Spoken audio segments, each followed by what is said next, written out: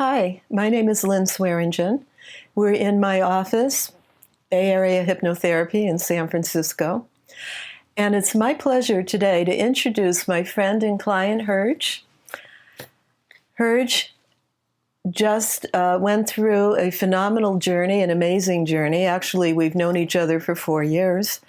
And he's so excited about where he is right now that he decided to go public and let you know what an exciting journey you can go on of self-discovery and transformation, no matter what your difficult situation may be. So let's just have a conversation. First, can you tell us what it was that moved you or motivated you to call me and say, I want to do this video? Because most people keep this very confidential. Well, I think it's something that where people need to feel comfortable about talking about themselves and what they've overcome. And I think I wasn't the only one that's suffering from whatever things were going on in my life at that time. And it's time to take the covers off of that stigmata and anything in regards to mental health or I just want people to be able to come forward and know that this works. This actually works. Well, I'm really grateful to you for doing that. Thank you. Because, it's my passion to let people know that this is amazing and it really works. So you're going to tell us how amazing it is. Right. So tell me a little bit about what life was like for you when we first met. What was going on? Well, I was pretty much a wreck. Obviously, you saw that when I came into your office. Life was not good. I was pretty much what you call rock bottom, and pretty much tearing myself down, worse and worse. Each day, I was giving in to my addiction, my mental problems, feeling depressed, feeling out of it, felt like pretty worthless, honestly. So I just didn't feel like I was getting a chance, and you can call it, I don't know if it was spirituality I didn't have in my life. It just felt empty. And I was using my addiction.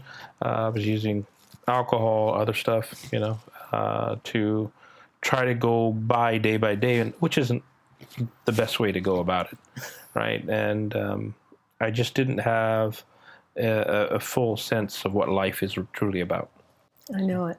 And I'll never forget that day because you didn't...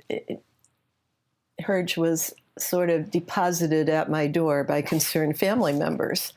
And he didn't know. He really didn't know what was going on, what I did, why he was there. And I didn't know that you were going to show up that way. I thought you knew what was going on and how I would be able to help. And so there was a lot of you were sitting there with your arms crossed, and you were really hostile at that point, not toward me, but just at the situation of being brought in to get help for something at that time you didn't really even think you needed that much help with. And yet, you were at rock bottom, as you said. Yes. So I'm assuming this was affecting you personally, in your career, in your relationships. Tell us what was happening. Yeah, it was affected me in all aspects of my life, right? Relationships, they were dwindling. I was a very angry person, right? I wasn't nice to be around.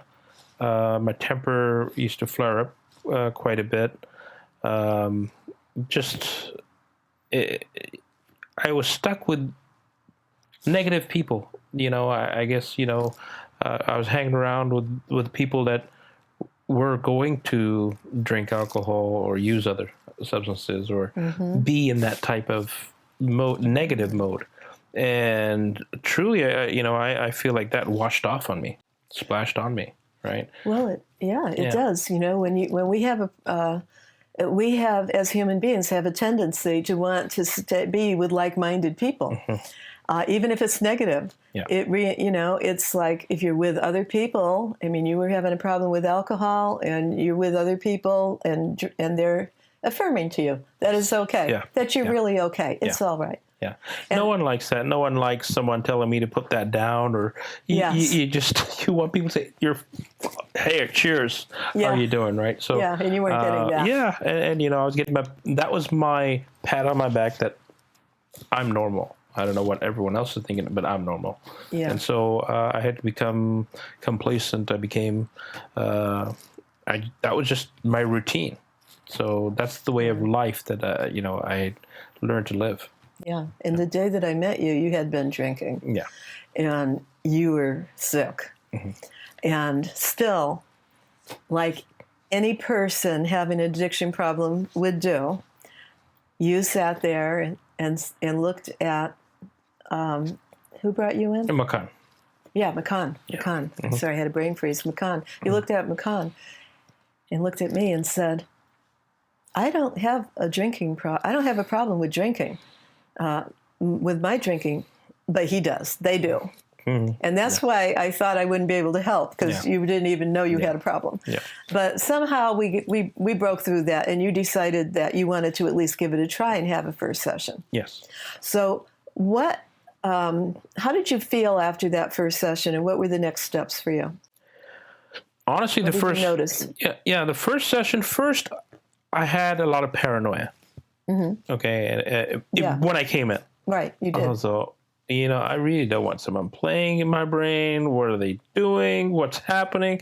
All the, alcohol or other drugs that I might have used just obviously put you in a fear mode, fearful mode, right? I know. I thought everyone is looking for me. All this stuff happens because you just get into that fear mode. You let fear take over. As you know, that first meeting, I went down real quick. I went pretty deep. You went right into hypnosis.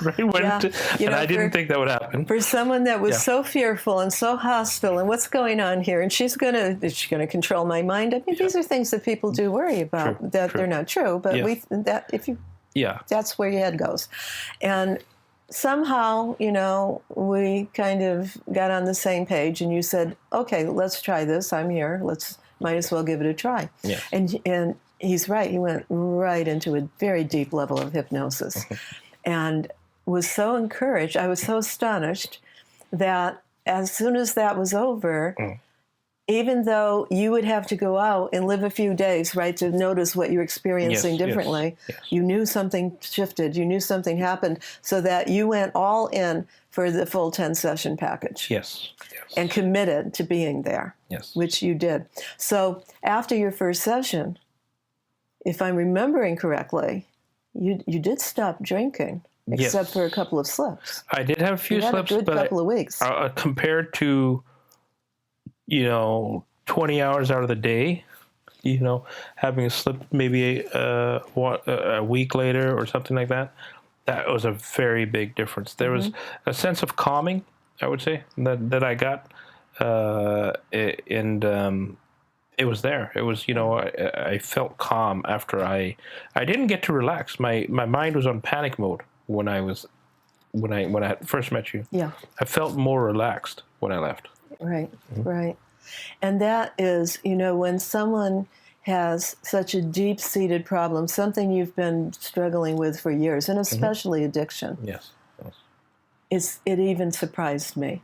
It was pretty, it's not a one-session thing. No. And that's why you knew that. You knew that. And we talked about the different things that we could do. A miracle doesn't happen in one session. And even though it did, even though he stopped drinking for 2 weeks and only had a couple of setbacks, if that had been the only session you had, you would have reverted right back to the way you were, because there were so many things, like you said, the paranoia, your health, family members, trying to make you straighten up and fly right, and all these things were going on. Yeah.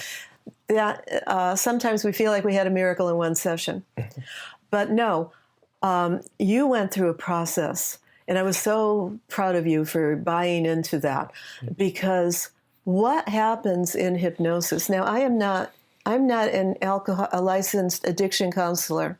I'm not a doctor. What I'm doing in hypnosis, so I'm not allowed to do any of that. The first thing I said, right, was you need to be in AA, you need to have a sponsor, you need to do all these things, have all the tools in your toolkit, and then I'll work with you. And you were all in. But we first met, if you can believe this, I thought it was 2 years ago. It was 4 years ago. I met you 4 years ago. The first session was August 7th, 2019. Wow. And since that time, you've had 18 sessions. Yes. Did you even realize that? No, I didn't. Every time, Hergewell is doing so well, he'll go away. Time, maybe a few months go by, and then you come back. And when I look at your file, it's like, oh my God, it's this number? And what we did, is it okay if I share some of the things that we did? Yeah. Not in any detail, but what you're doing when you come for hypnosis and you have a besetting problem, the problem is usually a symptom of the things in back of it. We needed to, like peeling off the layers of an onion, go to all these things that underneath were contributing to the drinking. It is a disease, it is a physical thing, a physical addiction, but there are a lot of factors that make it much harder for you to say no. And over time, what my job is to help my client become a whole person again. When there is something horrible going on, whether it's addiction or you've been abused or gone through trauma or you've done something horrible that you regret, no matter what's going on, people have a tendency for self-loathing, beating themselves up, which you were at that point, self-loathing. You said, all I want is to be happy, but it's my job, I see my role as to help a person understand that because they have a serious problem or what they consider a really bad, horrible thing that they're doing or afflicted with, that doesn't make you a bad person. So I'm helping them to reclaim their self-esteem, their self-worth and value and confidence and the idea that you are still you're an amazing person. And what happened to you or around you or what you did doesn't change that. Sure. Especially if you're sitting in a chair next to me saying, this is what I want to do. I want to get better. So over the course of time, look at this long list. I'm not going to, we dealt, of course, with how you deal with anxiety and stress. Like you said, after that first session, which was a lot about anxiety, you felt calm. Yeah.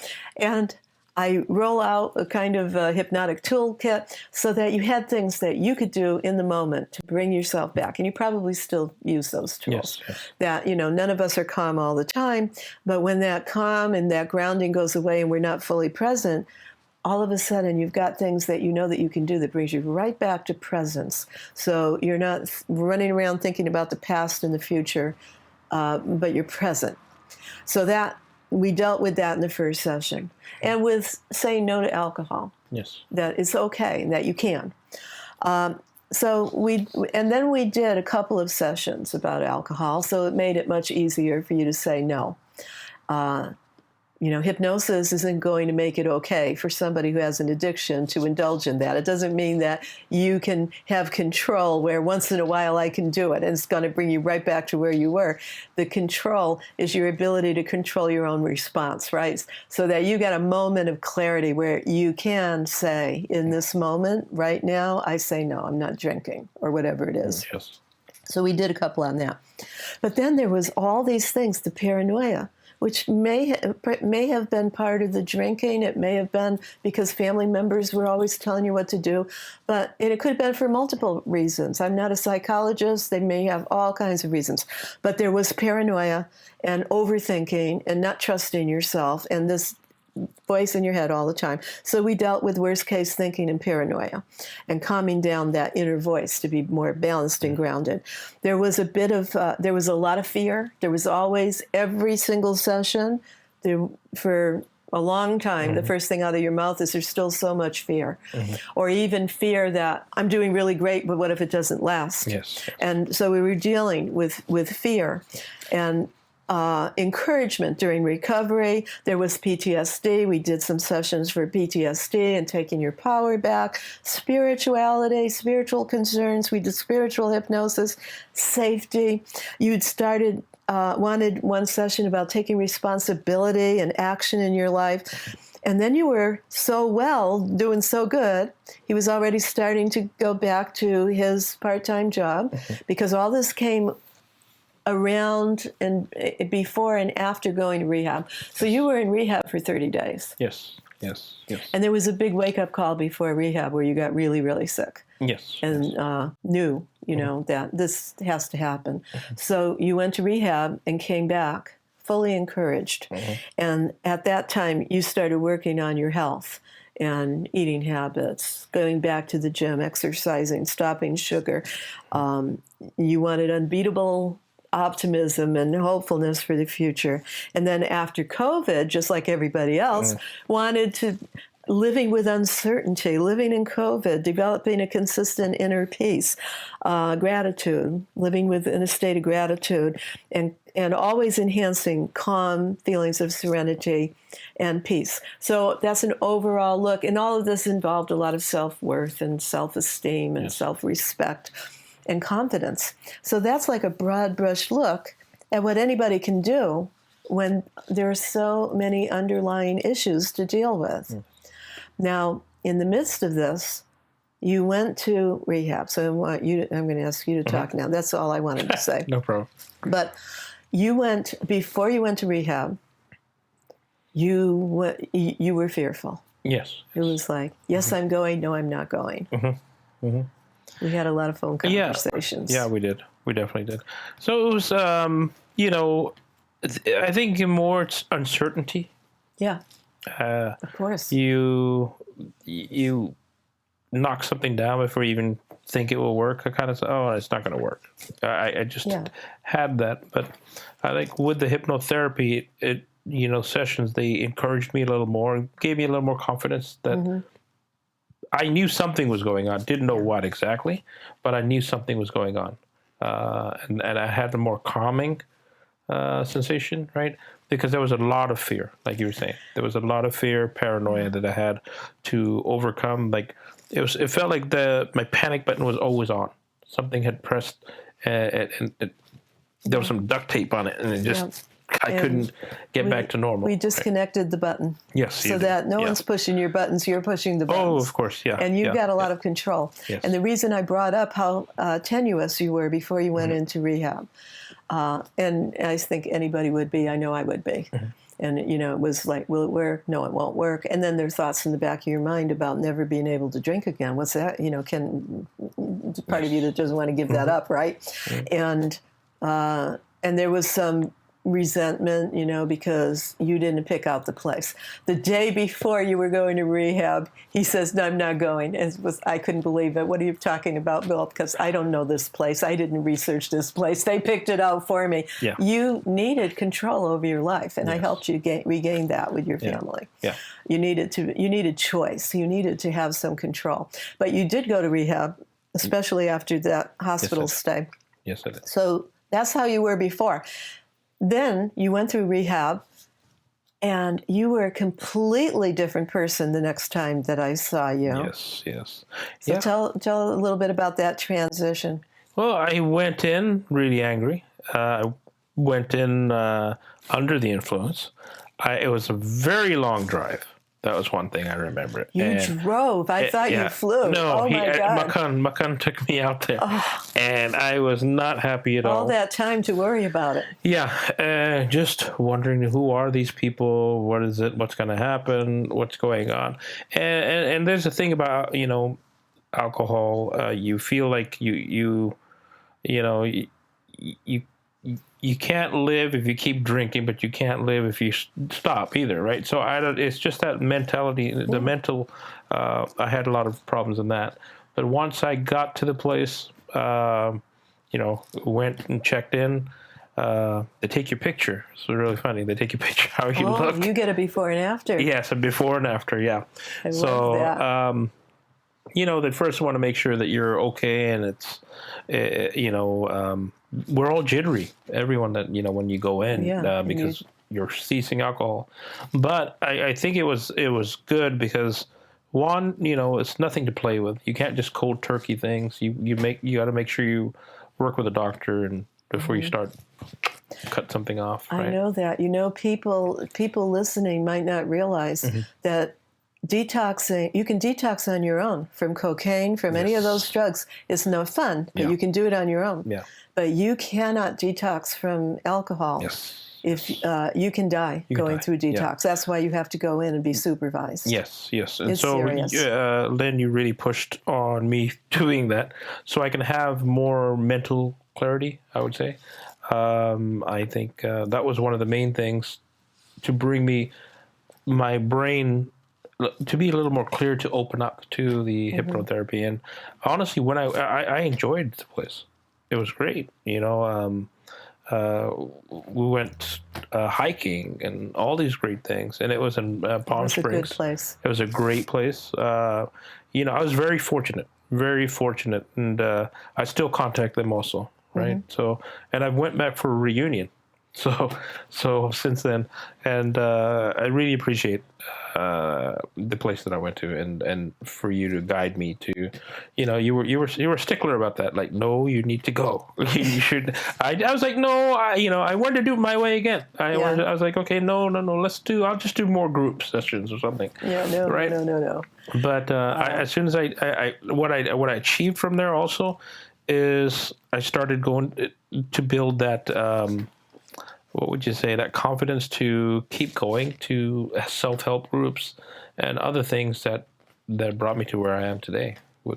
So you were doing so well in rehab. It was such a remarkable turnaround that you were actually helping the other people that were there. Yes. When you came out of rehab, people were encouraging you to get licensed as an addiction counselor, and that doesn't. And that's the last thing you should do when you get out of rehab, right? You've still got to get your life in order. Yeah. But that's how much progress you made. And so when you came out of rehab, you were all in to continue with hypnotherapy to hit all the things that were still issues for you, so that you wouldn't have a relapse. Yes. And that was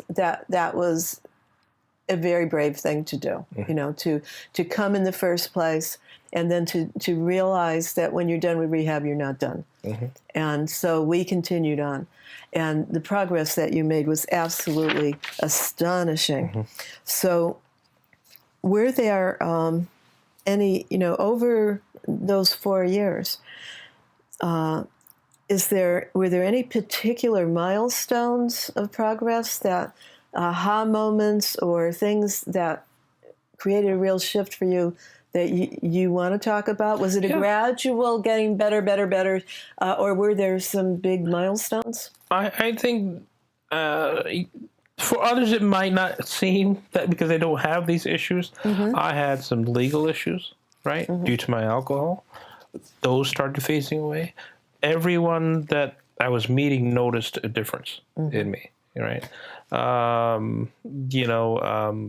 Milestones from just getting your license back to,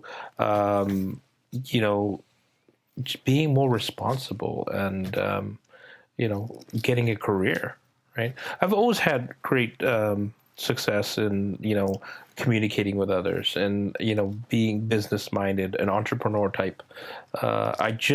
The addiction had taken over, right? And so great milestone is my career now, right? Right. And that's where we're headed with the next question. You did do tremendous amount of work. And in the beginning, you're living with your parents. You were mostly sleeping and drinking. You were depressed. You were so down, you didn't know if there was any hope to go up. And that's why it was such a difficult first few sessions for you. And luckily you went to rehab.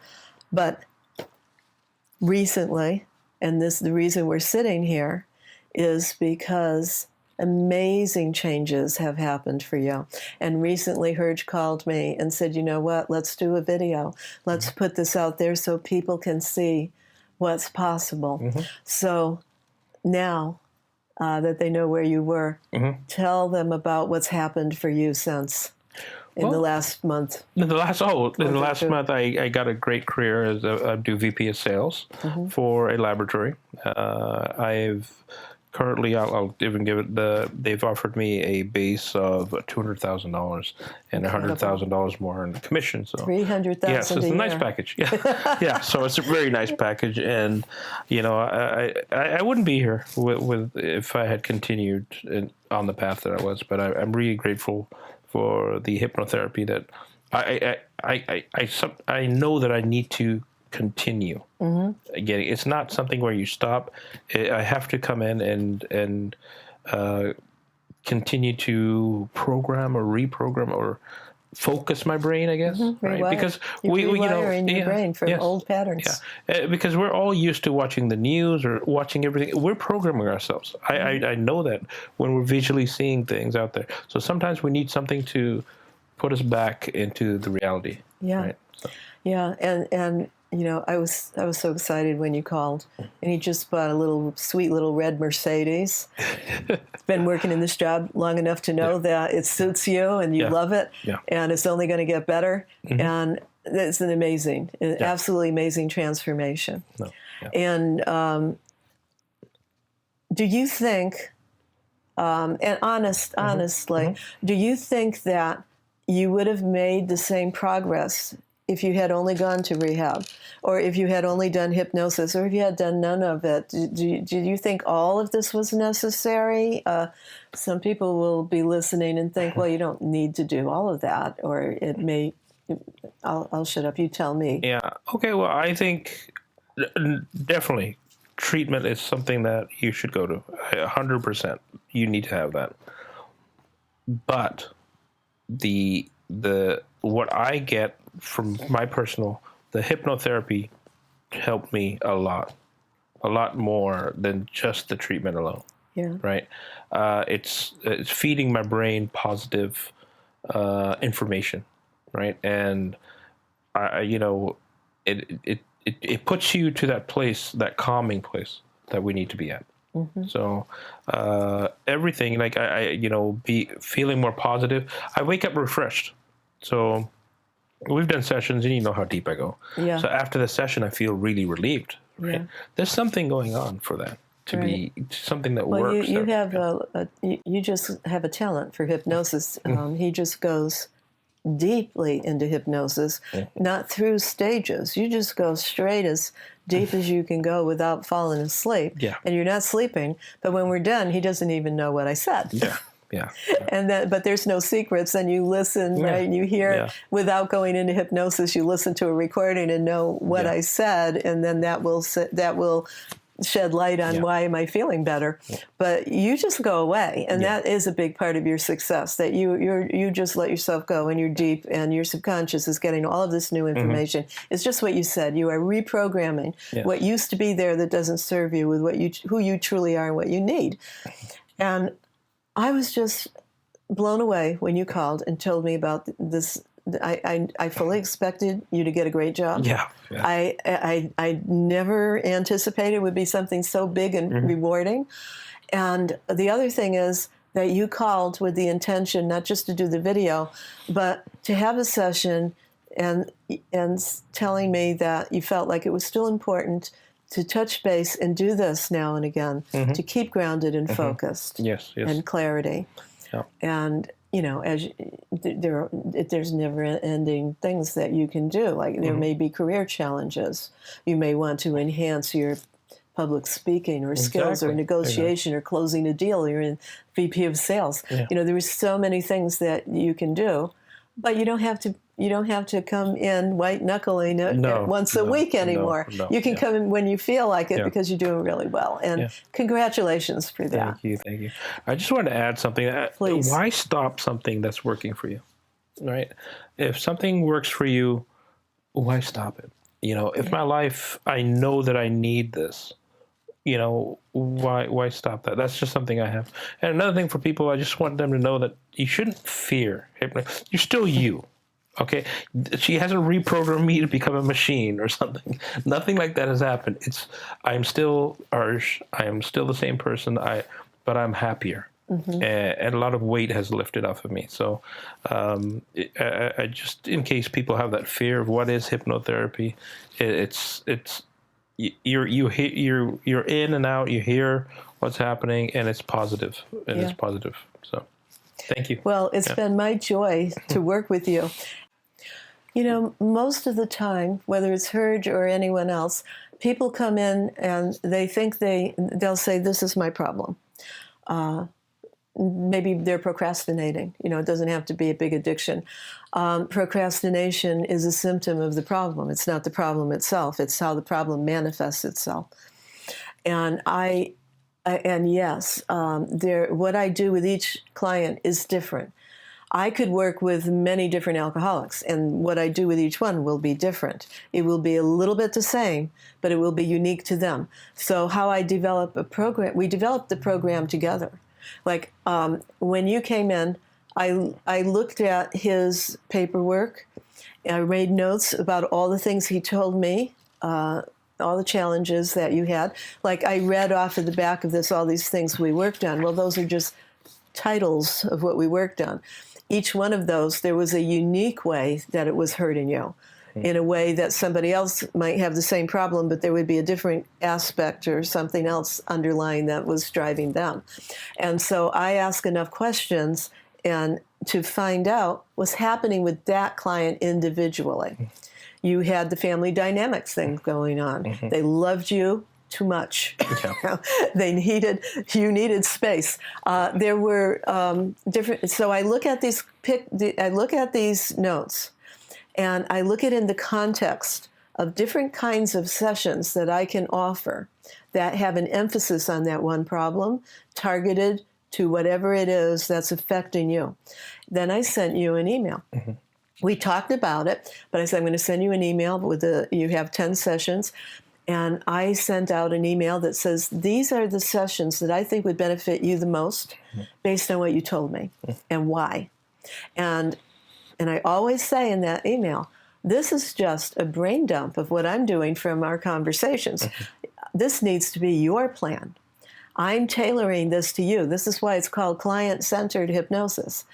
And so there may be things on this list that you'll cross off and say, that's not even a problem, or it was, but it's okay now. Let's cross it off. And there may not be something on the list that you want to add. Generally, it's right on, and everybody says, yeah, this is what I need, except for one or two things. So I tailor it to their unique needs. Sometimes it is relationships or broken relationships that are driving a problem. Sometimes it's just the client getting into really, really bad patterns, repeating patterns that they need to break out of. I find out what's happening with you or somebody else, and then I look at what I've done with all my other clients, the results that I've seen, and that's why I can say this will really benefit you, because I've been doing this for 15 years. So at this point, They're really, I don't think there's any problem that somebody's come in with that I haven't dealt with. But the way they experience that problem will be different. So that's how I do it. Okay.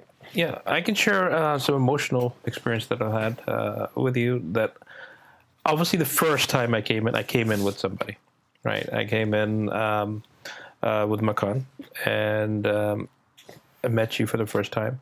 And you had a discussion. We had about an hour, just a discussion. We didn't start therapy. You didn't know why you were there. Yeah, and that kind of calmed me a little bit. When I walked in, I was looking, what's going on here? Is she, the movies? What happened? She's gonna hypnotize me, bark like a dog. What's gonna happen? What's happening here? Right. So,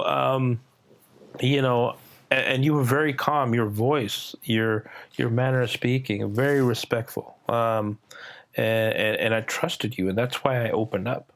I opened up maybe about 50% the first session, but then, like you said, you peeled away, and you started understanding more. And I started understanding more about myself. Right. There were issues that I didn't remember that kind of opened up. Things of my past that were deep, that I didn't know they affected me. But once we talked about it, there is a conversation too that we have. It's just we don't go directly into hypnotherapy. We first talk, and I think that's very important. And honesty is key. Honesty is, for me to be honest, it's key to finding out what the problems are and working on them. And I see life differently now. I totally see that we're always learning, and we have to start learning positive things, not negative. There's too much negative out there, and that's why I have to keep coming and getting my my sessions. So, and I appreciate that. So, did you ever feel judged? No, I never felt judged. I wouldn't be sitting here if I felt judged. Yeah. That's every client I have has been experiencing judgment. I don't judge anyone, and when I'm teaching other people to be training people to be hypnotists themselves, that's an important aspect of it. It's not assuming. I can't sit and assume that I know where you are, and that's why it was quiet for a while. We had that. I asked you to start talking a little bit, and what you didn't know at the time, but I was just panicking inside. I was just listening to you thinking, I don't know if I can help this guy. I don't know what I'm going to do. Yeah. What am I going to tell his brother that wanted me to work with him so badly? I didn't know if I was going to be able to help or not. Yeah. But I did know that I needed to hear your story, that my husband was a recovered alcoholic. I know a lot about it. I had to sit there and unlearn everything that I think I know so that I could find out how you're experiencing it. And then I was able to get an idea of who you are. And thank God you felt safe to open up. Yes. Yeah. And McCann later on said he never saw you open up like that to anybody, including them. And I didn't know that. I didn't know how much or how little you told me. So there is a safety. Yes. I work very hard to establish a safe, healing place. And it's interesting that you made that comment about these revelations you had, things that you forgot about that had impacted you in your life, things that you needed to deal with. That's what happens when you start doing hypnotherapy and your subconscious, you get to that grounded, safe place where you were feeling calm. And when you're calm, your energy calms down. Your subconscious now knows what you're working with, and your subconscious knows what you've forgotten about that you need to deal with, and it starts sifting that up, but not all at once. Yeah. It was incremental, wasn't it? Yes, it was like a little aha moment here and there where the subconscious says, you're ready to deal with this now, and now this. And it's a very gentle unfolding thing, isn't it? Yes, definitely it is. So thank you for that question. Did you have any others? That's fantastic. Congratulations. And thank you so much for doing this. Thank you. I'm so glad that you're here today. And at the end of COVID, where we're starting to open up and it's okay to meet in person. So thank you. Thank you very much. Thank you for being my friend as well as my client. Definitely. And thank you for listening.